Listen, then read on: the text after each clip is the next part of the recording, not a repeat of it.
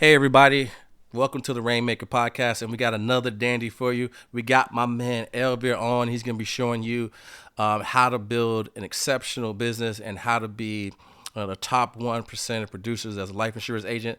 Make sure you stay tuned.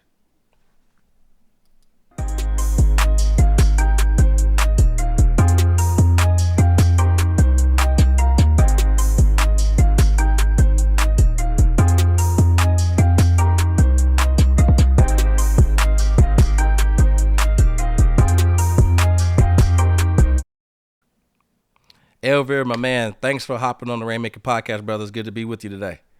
Thanks for having me. For sure, for sure. Well, man, let's dive right in, brother. How did you even get into life insurance business in the first place?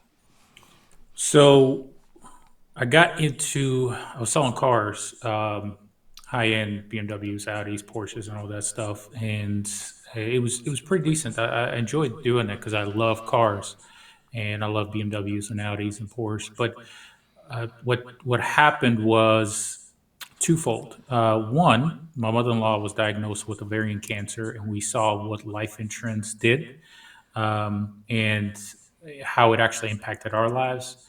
And the other thing was when I was in the car industry, it I didn't have enough time for my family. I actually lived a block from the from the dealership, and I was never home. And so our relationship was kind of suffering. I was never home, and all the managers there, they were all getting divorced, and I was like, man, this is not something that I want to do long term. Even though I love the industry, I love cars, but it's not something I wanted to do long term. And so I started looking, and then I came across life insurance, which is mortgage protection. And the guys that I was talking to, they interviewed me. They said, "Hey, you can buy leads." And if anybody knows about car industry, you're literally watching the window all day long for 8 hours until somebody pulls up to get some leads. And so I got tired of that. And they said, "You can buy some leads of people who might be interested." And the first thing that came out of my mouth was, "How many can I buy?" Because I was like, I know how to sell. If I can shorten my time frame, right? If I'm actually selling 90% of the time instead of prospecting, I thought, man, it's game over, right? The sky's the limit at that point. So I got in. I didn't even know what I was selling, to be honest with you, dude. I said you can buy leads, and I figured I knew sales concept. I was like, whatever it is, I didn't know the difference between term and whole life. I just knew it was like mortgage protection. People wanted it, come to their house. I got took me about 3 times to get licensed. I failed the course 3 times, but I kept grinding. Finally passed it, got licensed. They said, "Hey, go buy some leads." I was like, "Okay." I went and bought some. I didn't even know the age or anything like that. I just bought some leads. I called them, and it was like a 3-year-old lead. I remember this to this day. It was a 3-year-old lead. I called them. I was like, "Hey," I didn't have a script. I say, "Hey, this is about mortgage protection. You filled something out. I'm be out in your area tomorrow, next day." And they say, "Who are you?" I was like, "Mortgage protection guy. You filled something out." And they totally forgot. It was like a 3-year-old lead. And I showed up, and they're like, "Oh, that's what this was." It's like, "You were so convincing. You just wanted to come out. But we just let you." And sure enough, I just watched some videos how other people did it, and I followed them exactly what they did. But yeah, I'm not a big fan of let's learn everything and then do it. Like, I want to break things, and then I can learn it from there. Yeah, for sure. Well, that's very funny because I remember, I think it was probably like 2004. I was in Nashville, and one of my friends came through the restaurant. I was waiting tables at the time, and I just realized how everybody looked at her because she had on like a business suit, and I was like, man, whatever it is that she's doing and the way people look at her, I want that. You know what I mean? And turns out she took me to a Monday meeting, and it was for insurance. And I remember it was December the 24th.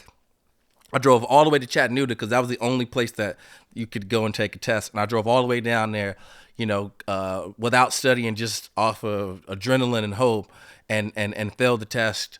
And but I failed the health portion and could only do the life insurance side.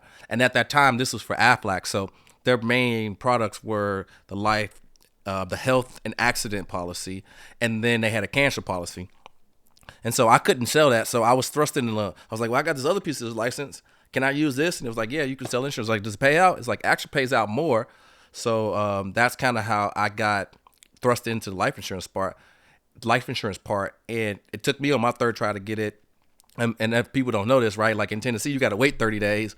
And after that third time, if you don't pass it, you got to wait 12 months. So that's pretty interesting. So yeah, man. Well, take me back to the car thing. What did you learn selling cars that you were able to translate into selling insurance? Oh, dude. I'm very grateful for that. I mean, the guy that kind of took me under the wings, he was a beast in selling, man. I remember him to this day. His name's Tony, and he was an old school Italian mobster kind of guy. And dude, he can sell anything. And I was just in awe, and I was just watching what he did, and I was big copycat kind of guy, and I just listened. I tried to figure out why he did it, but the main things I learned was they gave me in the car business. They gave me these 10 steps to a sale. They didn't give me like what I should say. They just said, step one was meet and greet. Step two was fact find. Step three was product presentations. Step three was like touch the desk. Step four, product presentation, like all those things. There was no like what what you should say. It was like this is what you should be talking about, right? And you create your own voice of what questions to ask.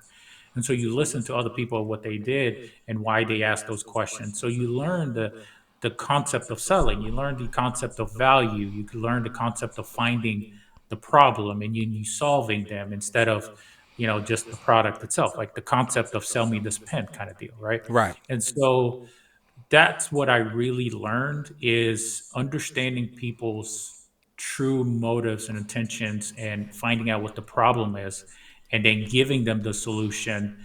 Learning the aspect of I got to think about it and how do I overcome that? What's the real issue?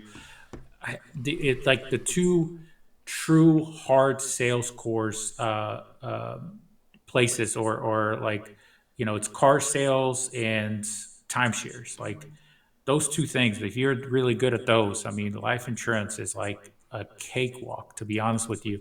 I mean, it's almost life insurance is like a lead, it's like a lay down. It's not to mean that they're going to buy, but as long as they wanting to have the conversation, it was game over at that point. Yeah, well, that um, makes sense, man. Because I always say that the biggest expense in your business isn't leads, it isn't business overhead, it's lost sales. And most insurance agents, they keep going from lead source to lead source, but they haven't mastered. I need to think about it, or I need to speak to my partner or spouse, right? So they just leaving money on the table. And it seems like in a car business, you're gonna get a lot of that, right? Guys coming in looking for high end cars, and they gotta go and talk to their spouse, quote unquote. And so being able to overcome that and then translate that into insurance, I'm sure that probably was something that allowed you to have some success. But I'm curious on what was the first, month or 90 days like for you in the insurance business? yeah, man. So in 2017, that was back then when we were doing paper apps. Okay. And you would go to people's houses with Ziploc bags with other people's checks in it. Okay, so that was back in the day, right? And I remember my first app I ever wrote. It was a guy that owned a Subway, and it was a lead that he filled up. And I called him, say, "Hey, man, you filled out a form about mortgage protection. I'm going to be out in your area XYZ, right?" And he's like, "What is this about?" And I was like, "Mortgage protection, right?" It was like a 3-year old lead back then. Okay. But they was direct mail and those are still golden. And he's like, "Yeah, just come to my shop." Right. And I was like, "Shop?" He's like, "Yeah, my Subway. I own Subway." I was like, "All right, cool." So I drove to Subway. We sat down. He actually bought lunch for me, which is kind of cool.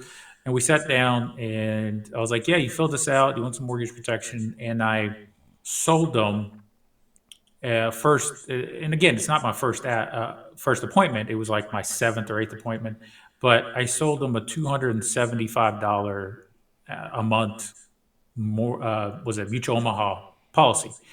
But here's the kicker: I wrote it on a CFG application. Okay, so I wrote it. I was all excited. I came back and I sent it to I sent the CFG application to Moo, and they're like, "What the heck is this?" So you wrote So you sold the guy, but you wrote it on the wrong application for yeah, different so care. I had to go back.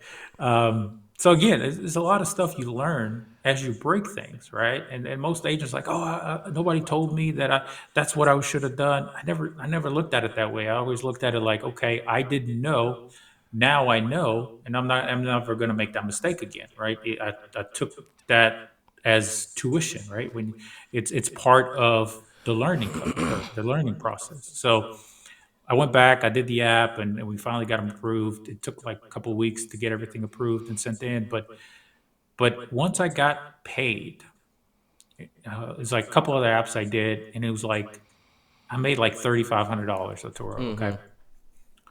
and it was in my bank, and I was looking at my wife, and I said, I don't know if we hit the jackpot or the FBI is about to come knocking on my door, okay, so I have no idea what's about to happen, and we're not touching this money, okay? Because I don't know if it's legit. Because once you get your big deposits, a couple of grand, you're like, oh my gosh. And sure enough, it was kind of sitting there. I kept working. I think my first month I did was 16,000. Okay, and so ever since after that, it was like, okay, this is it. Like I What can't find anything else what this is that lucrative. fair into regards to like how much money you had made before, like in rankings to that being it was it the most money you had ever made before in a month, or was the second most? Like where did that fit in regards to making that Yeah, kind of cash? yeah, I made 120 in the car business, but this was different because I was able to control Mm-hmm.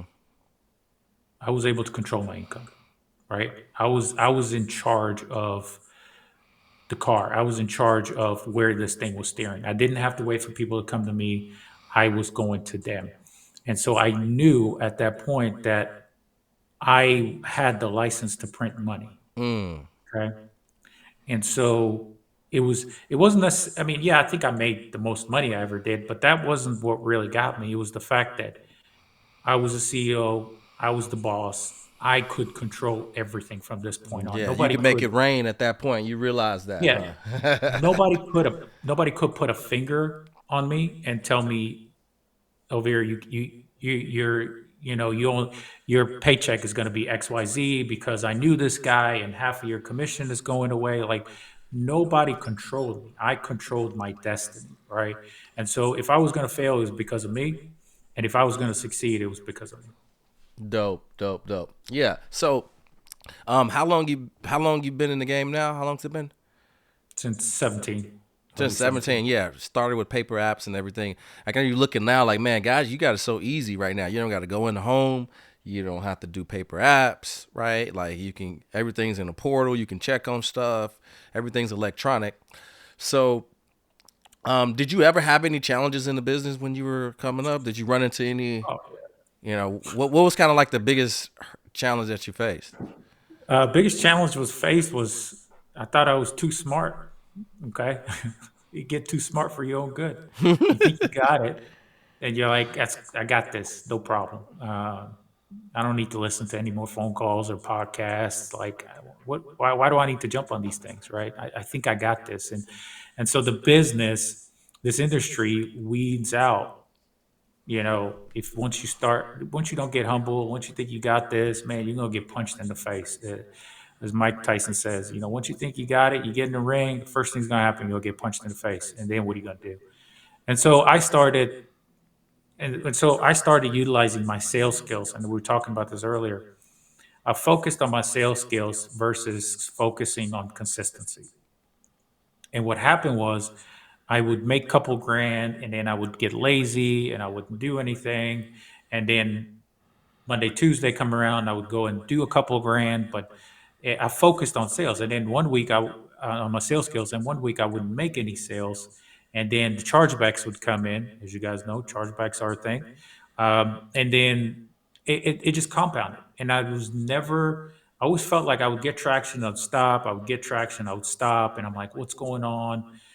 I know I can do this. And people were writing a lot more than me. So my first year, yeah, I wrote like 100 grand or something like that. But my first year was like a challenge of discovering who I really was as an individual and character, and seeing where my flaws are and then working on them. Right. Mm. I didn't have work ethic. I thought I did, but I didn't. I was lazy. I had skill set and I thought, yeah, I got this, but that didn't take me far. I made some money, but it was my first year was mainly like breaking me down as an individual and then letting the system or letting the industry grow me into a person I need to be in order to succeed. Yeah, Right. for sure. So that was my first year, and that was the biggest challenge is humbling myself to know that you're not all that. You know what I'm saying? You're not. Your numbers are not showing what you could be. You know what I'm saying? And so, yeah, it took me a year to really discover. Okay, I need to focus on consistency and not my sales skills. And Yeah. so, yeah. Well, so the thing that is interesting about that is because like in our group, like we talked about this other day, is like, there's levels to like, once you get to the top is one thing, and then staying at the top, right? Where there's a different motivation because in the beginning, everybody thinks they're motivated, but it's not motivation. It's desperation. Like I need to make money. I need to put food on the table. I need to prove something to myself, or I need to prove it to my partner. Or I need to prove it to my family members that said that this isn't gonna work. Blah blah blah blah. But then after that, right, like going through all of that, you do realize that like, oh, I got another level I can go to, and I'm just kind of scratching the surface. I don't have it all figured out. In fact, some of that was just pure activity and some luck involved in there. And like, I need to really hone in on this if I want to stay at this level or go to the next level. So, when did it click for you? When did you realize that, okay, like I got it. I flipped the switch. I realized I can make a good living doing this, so I'm gonna make a bunch of money. Um, well, it clicked as soon as I started. Like I knew I Mm, could do this. Um, the the character aspect of it clicked about a year into it. okay. Like after a year, I looked myself in the mirror and I'm like, dude, you're not doing what you're saying you're doing. Right? You had to come Jesus moment after that. You had to look yourself in the mirror and be honest. You can say you worked all day, but did you though? Like, Mm, did you work all day? right. Like, did you actually work or did you scroll on Facebook and pretend like you were working? You know what I'm saying? Or did you call a few people because you finally got a no and you're like, okay, I can take a break after 10. Like, dude, there's so many excuses we're telling ourselves every single day. And we know how to sell ourselves on the BS. And so after that year, I had to look myself straight in the mirror and be honest with you're not giving it 110%. You're barely scratching 20%. Like, what could I actually do if I gave 110% doing this? Right. Right. So Dope. yeah. Well, so as we transition, how did you come across myself and AJC? How did you? I know we're in some of the same circles, but I'm just curious on where did it kind of come across your desk or get on your radar? Yeah, I mean, I've seen you around on Facebook and stuff, and I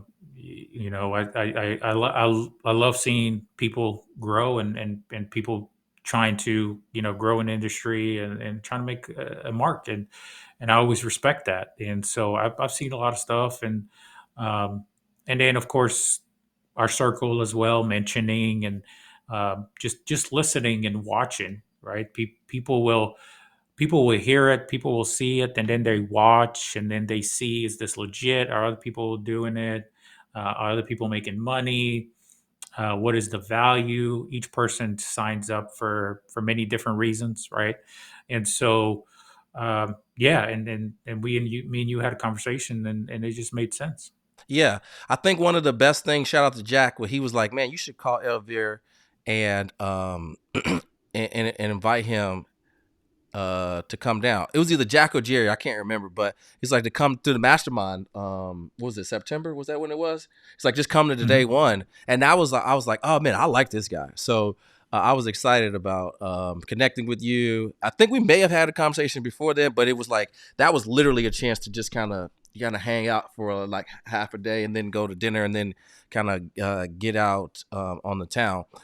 but you were already generating your own leads at one point, right? Is that correct? Yeah. Uh-huh. Yeah. Okay. Yeah.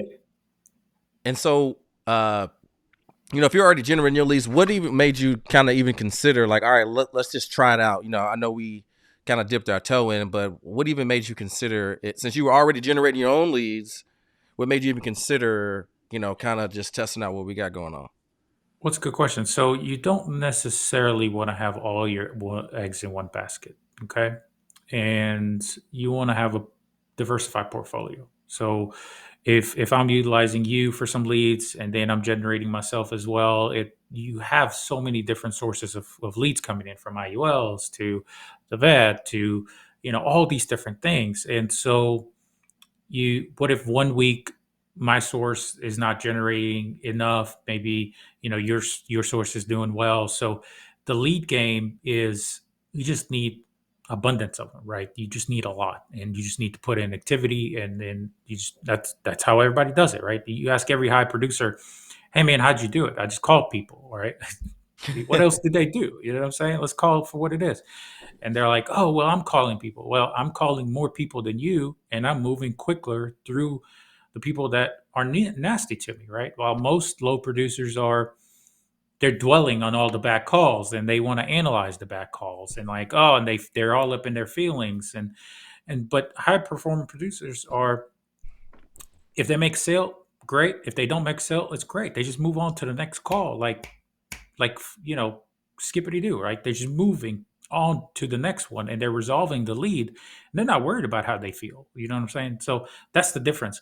And so if I'm able to do that, and if I have an abundance amount of leads coming in, that's all there is to it. And then I also like the fact that it's a community of very high achieving producers, and that's one of the reasons I love plugging in to any kind of call I can plug into to learn. That doesn't mean that everything that everybody says on the call is going to change my life. It might not change my life, but there could be something that somebody says that can change your business tenfold, just one sentence. And so that's what I'm looking for. It's just, you might get a couple calls next couple days and you might not hear anything. And then the next call, when you are ready, right? The saying is, when the student is ready, the teacher will Teacher will appear. appear. Yeah. And so you don't know when you are ready to hear something that you need to hear. And so that's why I like the community. I like that we jump on the calls every Wednesday. And yeah, I've learned a lot from Todd and Jerry, a lot of guys, man. I mean, let me tell you. So when I was in college, and I was going to college at night, and I was working throughout the day, and I had a Hmm. part time gig, and I was doing like part time electricity work, right? Where I was in college, and they hooked me up with this one guy, and he said rule number one. He said, if you are partnered with somebody that thinks they know everything there is to know about electricity, run. Hmm. Right?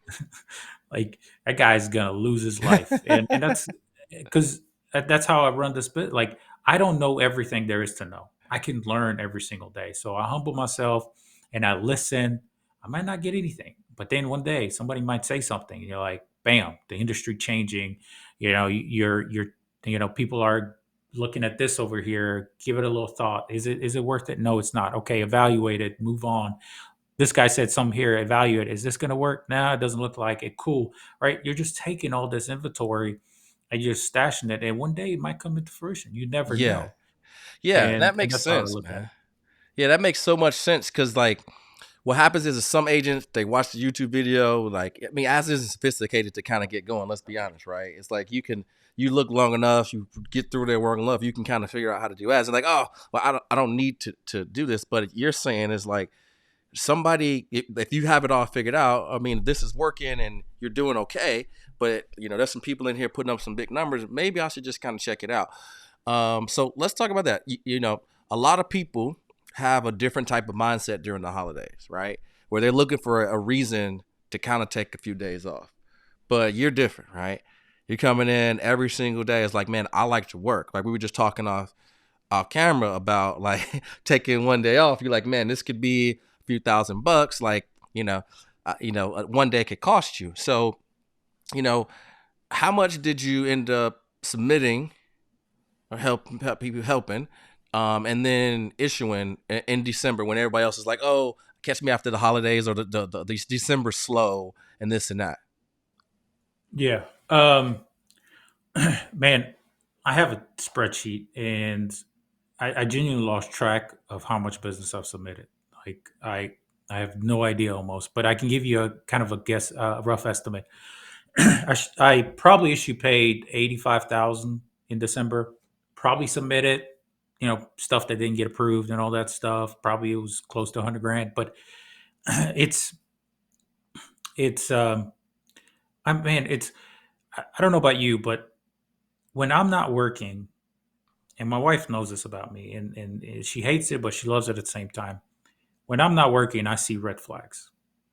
That's how I'm wired, right? I feel like I'm missing out on something. I feel like something is about to get me from around the corner, or there's chargeback coming or roll up, right? I mean, we got hit by roll up and chargeback. It's normal, but I feel like if I'm not working and I could be working, it just eats me alive. Like, what else am I going to be doing? I love my kids. We get to hang out. I mean, heck, we've taken a couple of vacations. Like when I'm on vacation, I'm on vacation. We went on Disney cruise. We went to Disney World. Like, we spend good money on vacations.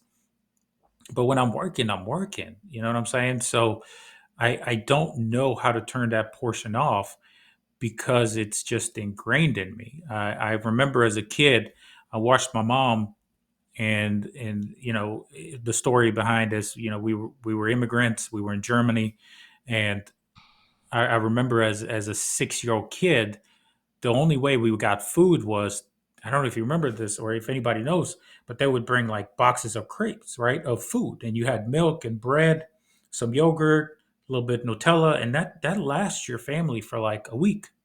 And so you had to ration because we were immigrants.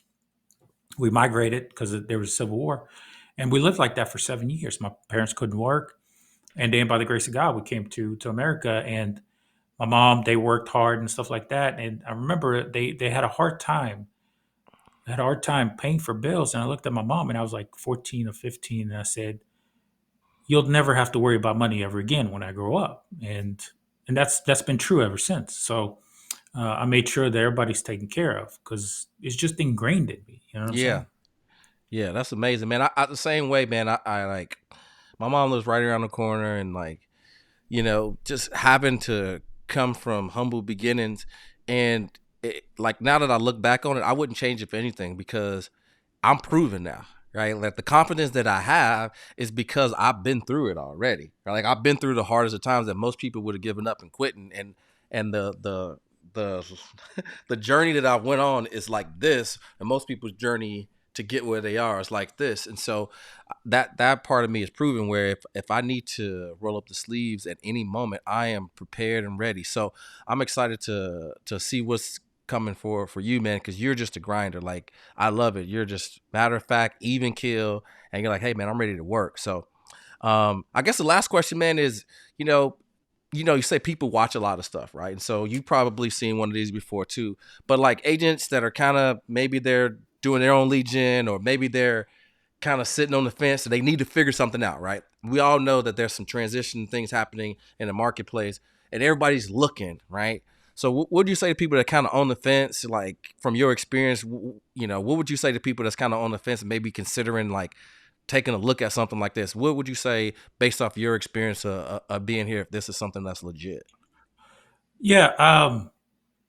Listen, you know my concept. I'm not here to convince people, but listen, there's RO, like research and development, R&D, and if you're running a business, you should be consistently looking at R&D and looking how to do better. And the story, and I'll answer this, but I was listening to Simon Sinek, and there's a story about Kodak, and the story was that they were sitting on a gold mine. They developed the digital printing, right? They developed the digital photos, but they sat on it. They have patents to it, but they sat on it for so long. They're like, "Oh, this ain't gonna work. This is not gonna." this ain't gonna hit. Why would people want a digital copy of a photo? You know what I'm saying? And they sat on it. So many years go by, and the digital market starts taking off. And here we are, 30, 40 years later, and Kodak's going out of business because they sat on something they could potentially make millions, right? So you don't want to write off anything. You want to at least give it, just evaluate it. You know what I'm saying? Like, is this going to help me? Is this going to be better? But if your mindset is, oh no, there's no way this is going to work, dude, that I'm telling you that's going to make you broke. But if you all have everything with open mind and just evaluate it, right? Look at it. Is it going to work? Is it not going to work? This ain't the time for me for that, right? And and now you're developing resources in the back of your mind, like, okay, now maybe this option will work, right? Now maybe when I look back in 10, 15, like last year, this might be a good transition for me, or this lead source might be good. You never know. And so having an open mind to look at AJC or anything else in that matter, right? You should be, you should have that open mind personally, in my opinion. Yeah, and it's one of those things that like the skeptic always, it always costs more for them, right? And they all, or they're the last one to hop on board, and they usually catch the wrong end of the trend. So, but yeah, man, appreciate you doing this. If people watch this, right, because this is going to go out to hundreds of thousands of life insurance agents, and depending on what type of situation they're in, but if they watch this and they're like, man, I really like Elvir. I love his story, and they wanted to kind of to follow you or to connect with you, right?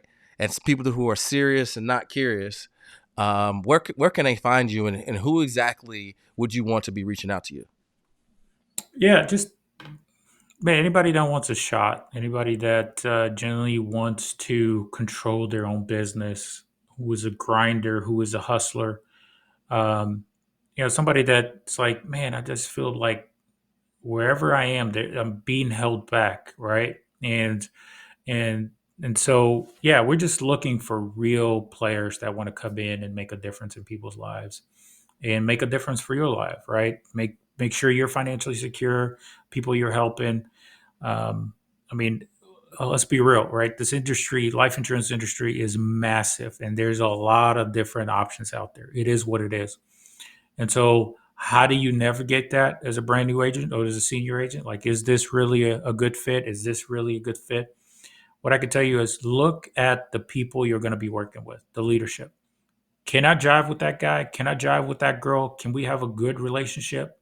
And if that's the case, I would say stick with it, right? Stick with that person.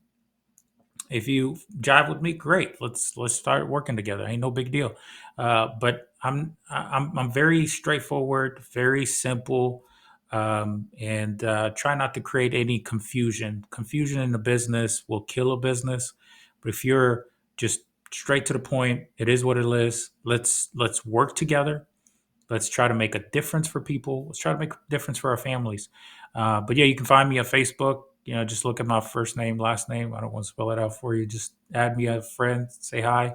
But yeah, I mean, I really don't know what else to say, man. I wish I had this magic answer for you guys, but there is there's no magic bullet, man. It's just hard work and consistency, and there is a level of sacrifice. You have to sacrifice too, and that's time with family. Sometimes events, like, every single successful person had to sacrifice something, Yes. and I'm a big NASCAR and race car and Formula One and stuff like that.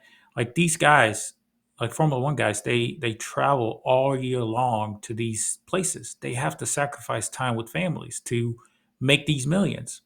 And NASCAR guys, when you talk to them, they're gone 10, you know, 10 months out of the year. They're not home with their families. They're sacrificing something for something bigger. So if you tell me you don't have to sacrifice to make a dent in your business or an impact or something like that, I think that's a bunch of BS. Like, Mm, there is sacrifice. It's true. Like, sacrifice time, family, like, it's just how life. yeah, man. it really comes down to who's willing to sacrifice the most, right? That's really what it comes down to. Who has the vision, the self belief, and the drive to sacrifice now to have a better future, right? So yeah, and again, there's no silver. What is it? Silver bullet. There's just a bunch of small golden BBs, man, which is just consistency every single day, right? That's the key to success. So again, Elvir, man, it's definitely been a pleasure. Looking forward to hanging out in a couple weeks and ATL, and looking forward to seeing how you thrive in the AJC program. Just all the way around, just excited, man, to be connected with you, brother. Thanks for hopping on the Rainmaker podcast. Thanks for having me, man.